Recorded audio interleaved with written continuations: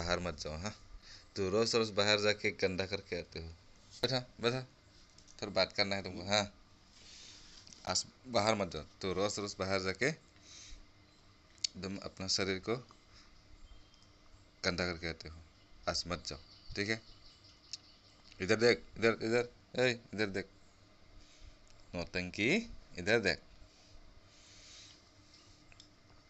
सुन रही है ना?